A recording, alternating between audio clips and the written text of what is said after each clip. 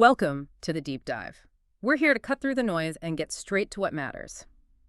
Today, we're tackling something really fundamental, core to being human, actually. The science of human loss of control. And this isn't just, about those individual moments we all have. It touches pretty much every part of our lives, from how we feel personally right up to, global stability. What makes this particular deep dive unique is our source material.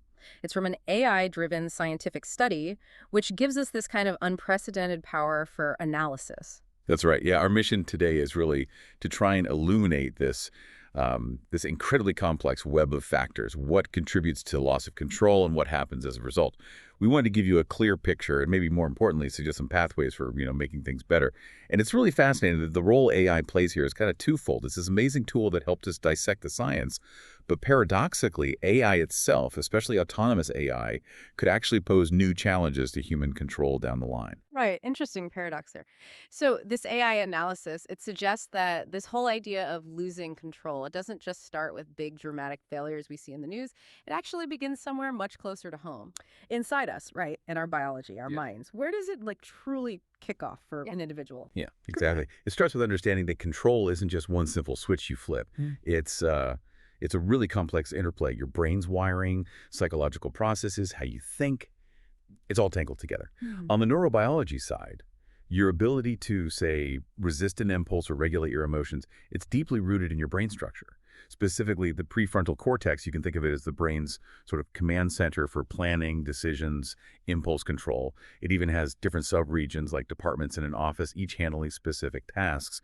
And if just one area has a hiccup, maybe your selective attention falters, well, that can lead to a very specific kind of control loss. And then you have the neurotransmitters, the brain's chemical messengers. They're critical. Dopamine, which is all about reward and motivation, and serotonin, affecting mood and emotions. They're key players. If their signaling gets out of balance, that can really contribute to impulsivity. What's really eye-opening from the study is that this whole chemical dance, it can apparently be represented mathematically. Mathematically, really. Yeah, it suggests that what we often see is just, unpredictable human flaws might actually have a quantifiable side. It's like maybe we can measure or even predict irrationality in a way. It kind of challenges our ideas about free will, doesn't it? Opens up some fascinating doors for understanding ourselves. Plus, we can't forget genetics and environment. Your genes play a role, but so do things like childhood stress or trauma.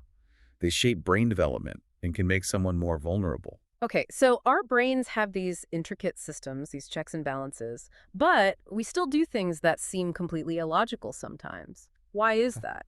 This is where the study gets really interesting, suggesting maybe our irrationality isn't always a bug, maybe it's a feature. Exactly. That's a great way to put it. Our decision-making often relies on these mental shortcuts. Researchers call them heuristics. They're efficient, usually, but they can definitely lead to systematic mistakes. Think about some common biases. There's overconfidence bias. We overestimate our skills. Right. Leads to taking silly risks, like overly optimistic forecasts in business. Seen that happen. Then there's anchoring bias. We get stuck on the first piece of information we hear. It totally distorts how we see value, like in pricing. And loss aversion. This one's powerful. The pain of losing something feels way stronger than the joy of gaining the same amount. Makes us overly cautious sometimes. Right. Playing it too safe. Yeah. And the illusion of control bias, believing we have more influence than we actually do, that can mask a real lack of control, like maybe not diversifying investments because you feel you've got it handled. Dangerous. And of course, confirmation bias. We just love information that confirms what we already think, and we tend to ignore anything that challenges it. All these biases, they point to what's called bounded rationality, bounded willpower, bounded self-interest. Basically, it means we sometimes act against our own best interests, even when we know better logically. Like being terrified of flying but hopping in a car, which is statistically riskier. Precisely. And what's really wild is how these individual biases can kind of snowball. They aggregate, leading to collective irrationality, which can cause huge systemic problems. Think about economic bubbles, tulip mania, the dot-com bubble. That's collective loss of control, fueled by individual biases stacking up. But here's the really crucial insight you mentioned. This irrationality isn't always bad. It might actually be an evolved way to deal with uncertainty and complex social situations. Emotions aren't just noise. They're essential guides for making choices when pure logic isn't enough. And we rarely make decisions in a vacuum, right? We rely on our community, on social cues. So what looks like losing logical control might actually be a functional adaptation, even if it has downsides. Okay, so if our individual minds are doing this complex dance between control and bounded thinking, what does that mean for us all together as a society? It sounds like losing control isn't just a personal thing, it's a big public issue too, affecting whole communities. Oh, absolutely. Sociological perspectives really drive this home. Individual struggles often stem from larger societal structures and cultural forces. C. Wright Mills talk about the sociological imagination, basically, shifting focus from just personal failings to seeing the bigger systems at play. Right, connecting personal troubles to public issues. Exactly. And when you look at something like societal collapse, that's a massive macro-level loss of control.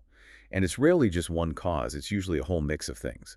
Environmental problems, resources running out, economic crashes, population shifts, maybe ineffective leaders, social bonds breaking down.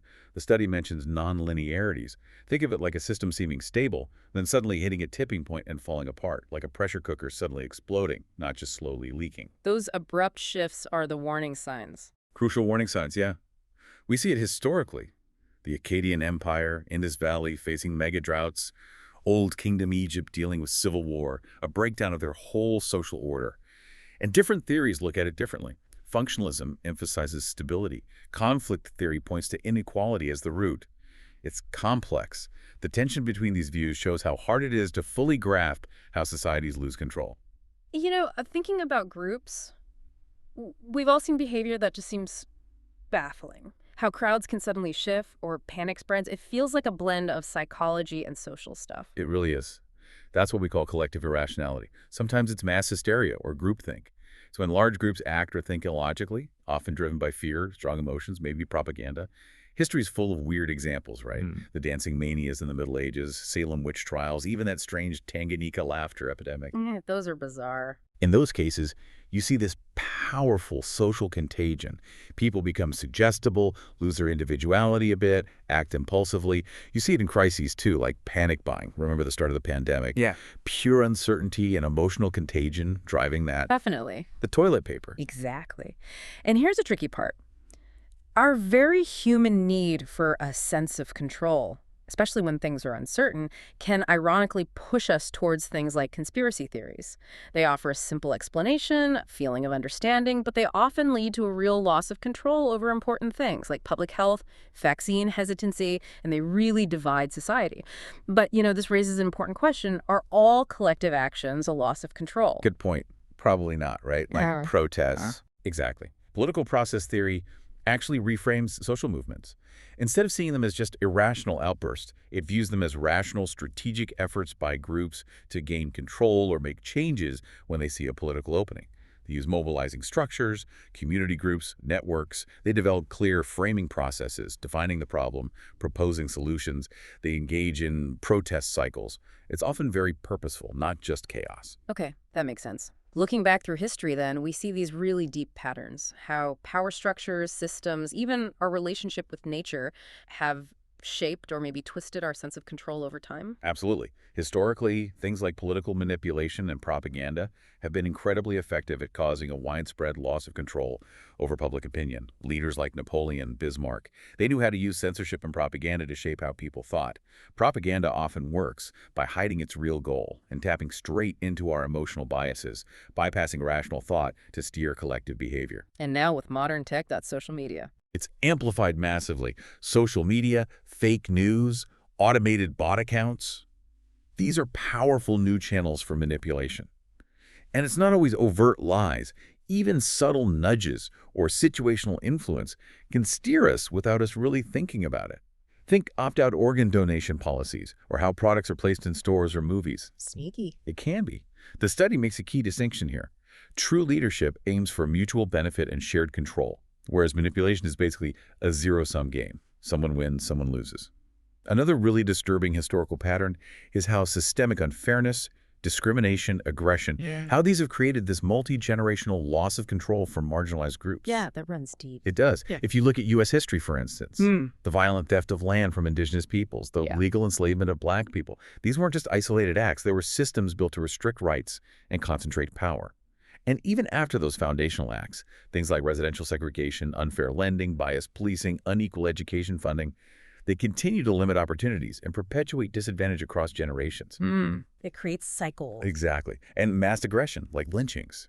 That's a terrifying societal loss of control over basic humanity, often fueled by dehumanizing ideologies and enabled by authorities.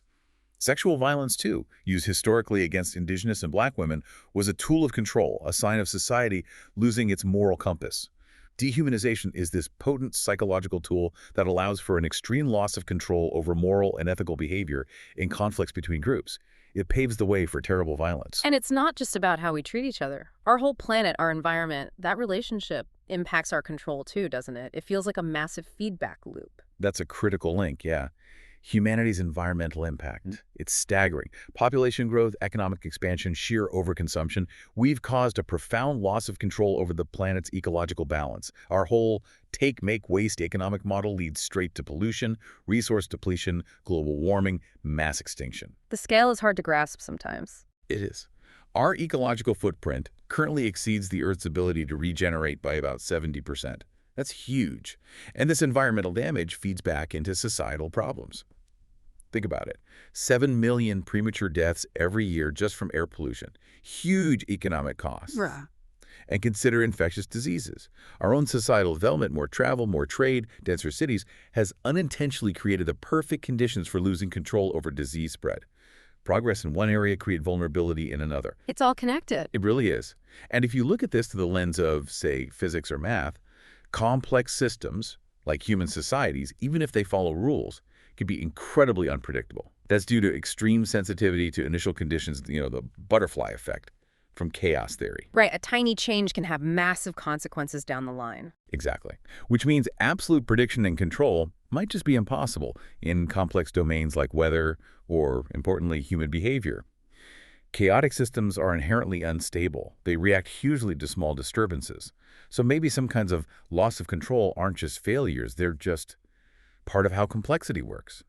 Mathematical models like Schelling's tipping point model show how small individual choices can lead to big societal shifts like segregation. But even those models stress the inherent unpredictability of these social tipping points. There seem to be fundamental limits to our control. So if control slips, whether it's an individual thing or a whole society, what actually happens? The consequences must just ripple outwards, touching everything. They absolutely do. On an individual level, just feeling like you've lost control has major psychological and even biological effects. Chronic stress, which often comes from feeling powerless, causes measurable physiological changes. It can even alter brain structures over time. We see it in stress biomarkers like cortisol. So it physically changes you? It can, yeah. Prolonged stress can impact cognition, memory. There's this sense of safety theoretical framework, which suggests that losing control over your basic safety, maybe through trauma, leads to allostatic overload. That's basically your body's stress response system getting completely overwhelmed and breaking down, impacting health, even life expectancy. Wow. And you mentioned epigenetics earlier. Right. That's fascinating. Your behaviors, your environment, they can actually change how your genes are expressed without changing the DNA code itself. Think of it like little tags being put on your genes based on experiences, maybe even your parents' or grandparents' experiences, like nutrition or stress. So things can be passed down, a kind of biological loss of control over your own destiny. In a way, yes. Yeah. It's profound. Then you look at the societal level. Economic systems are so vulnerable to collective irrationality. We talked about asset bubbles, tulip mania, dot-com crash. They're fueled by herding, everyone jumping on the bandwagon, irrational exuberance when they burst. Financial chaos, debt, bank runs, classic boom and bust cycles driven by loss of control. And the environment. Again, huge ramifications. Our collective inability to control our environmental impact drives global warming, ocean acidification, extinction, resource depletion. Pollution is a leading killer. And developed nations consume vastly disproportionately, making it worse. Societally, loss of control can look like social cohesion breaking down. Civil unrest challenging the status quo, eroding trust. Governments can fail too, not just by doing the wrong thing, but by not doing enough what the study calls errors of omission. Lack of oversight, poor planning. And things like moral panics. Yeah, often whipped up by media, exploited by certain groups, Yeah. leading to overreactions, crackdowns on liberty. The media plays a huge role in crises. It can amplify uncertainty, spread bad information, fuel that doom-scrolling anxiety. Oh, yeah, doom scroll. Right, which affects mental health, makes thinking more rigid, increases polarization. Social media algorithms, designed to keep us hooked via reward mechanisms, subtly chip away at our control over our own mental well-being. And internationally, there's a cooperation crisis. We struggle to tackle global problems like climate change, even with scientific consensus. The study suggests it's partly an under-provisioning of key cooperation ingredients: trust, communication, fairness, a sense of shared identity, plus a lack of enforcement mechanisms. It all points to this idea that understanding and managing global collective behavior is becoming, as the study puts it, a crisis discipline. Getting full control is maybe impossible. It requires shifting from precise prediction to more like proactive stewardship and massive collaboration across fields. Which brings us back to AI, the very tool used for this analysis. It seems like both a potential solution and maybe part of the problem, or at least a new challenge around control. It definitely offers powerful new ways to analyze human behavior. AI is getting integrated into workflows everywhere, helping with decisions, automating tasks. Deep learning can simulate aspects of human decision-making, making faster, maybe more accurate predictions. In social science, AI can even simulate human subjects in studies. Take large language models, role-playing different experts or population segments. It's a cost-effective way to test ideas. Role-playing. Interesting. Yeah. AI can also model how much humans trust AI in decision-making, showing how we sometimes delegate thinking, potentially ceding control.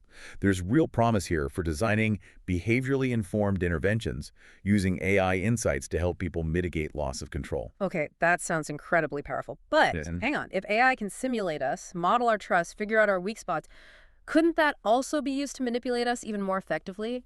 Amplifying the very control losses it's supposed to help fix. How do we make sure AI doesn't just become another way we lose control? That is the critical question, and the study flags this, pointing to frameworks like the UNESCO recommendation on the ethics of AI. When using AI to analyze people, several ethical points are absolutely non-negotiable. First, bias and fairness. AI models can easily pick up and amplify existing societal biases found in data. We need diverse data, constant fairness checks. Right, garbage in, garbage out, amplified. Pretty much. Right. Second, privacy and data protection. We're talking sensitive personal data here. Stringent security and privacy measures are essential. Third, transparency and explainability.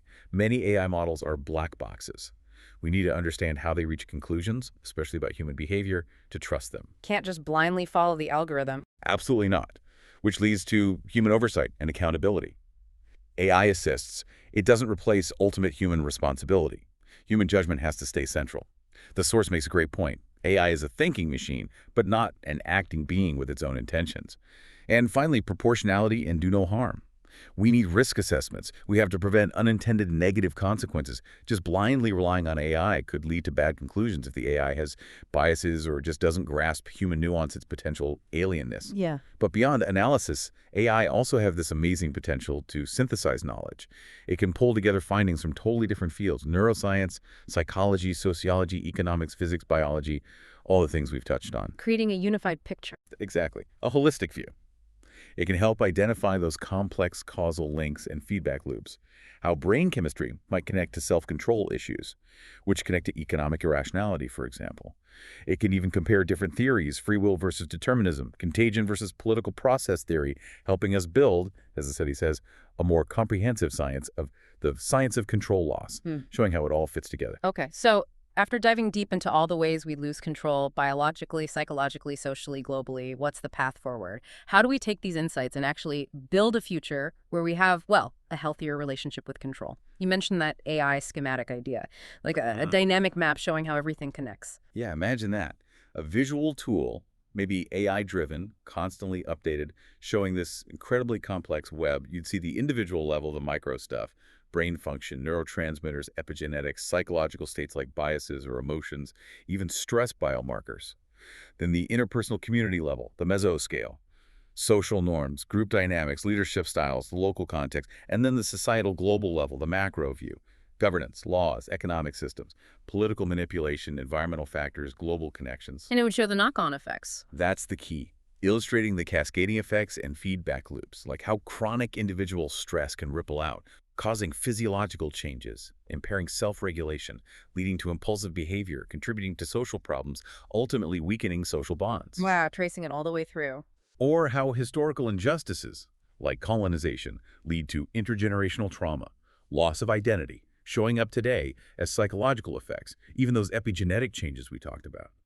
Or how media amplifying uncertainty fuels that doom-scrolling cycle, eroding rational discussion, leading to collective irrationality like panic buying or conspiracy theories, undermining effective societal responses. And crucially, this schematic would highlight AI's dual role.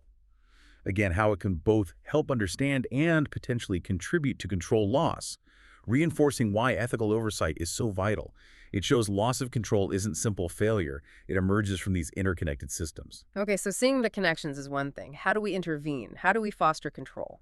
It has to start early, nurturing individual control and well-being from the get-go. In early childhood, that means fostering a basic sense of control. Things like nurturing environments, consistent routines, parents modeling emotional regulation, giving kids choices, using positive discipline. Holistic development, respecting home cultures, high-quality early ed programs, they're foundational. Building that base. Exactly. And for adults, it's about promoting self-regulation and emotional intelligence. These are learnable skills.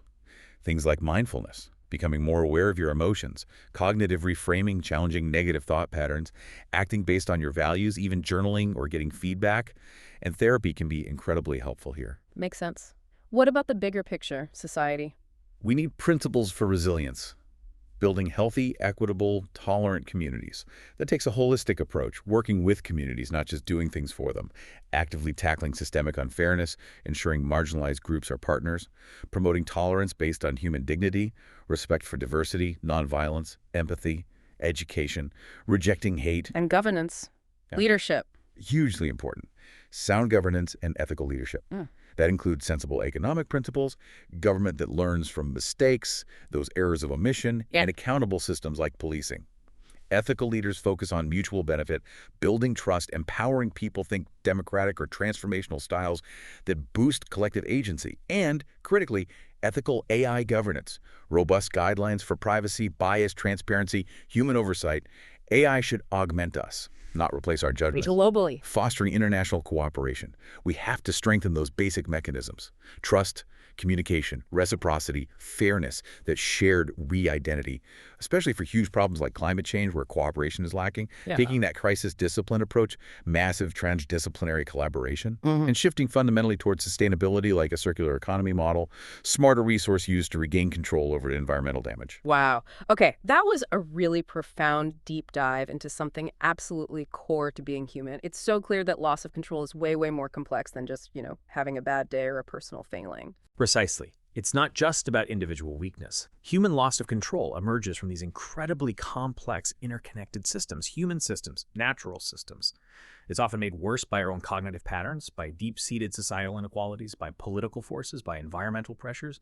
And AI, as we've seen, plays this fascinating dual role, an amazing analytical tool, but also a potential source of new risks. Ultimately, though, human agency, human responsibility, that has to remain central. Right. So to quickly recap the big takeaways, it sounds like we need to really invest in human development from the start, build up societal resilience and fairness, improve our governance, be incredibly mindful about how we develop and use AI, and find better ways to cooperate globally. Huge tasks, all interconnected, but it seems like there are clear directions. Okay, here's a final thought for you, our listener, to mull over. How might recognizing the inherent unpredictability of these complex human systems, seeing it not as a failure, but just as a fundamental characteristic, how might that change the way we try to seek control in our own lives and in tackling global challenges? What if real control, paradoxically, comes from accepting, maybe even learning to steward the unpredictable? Something to think about. We really encourage you to reflect on these insights and continue your own deep dive into how control and the loss of it shows up in your life and the world around you. This is DigitView.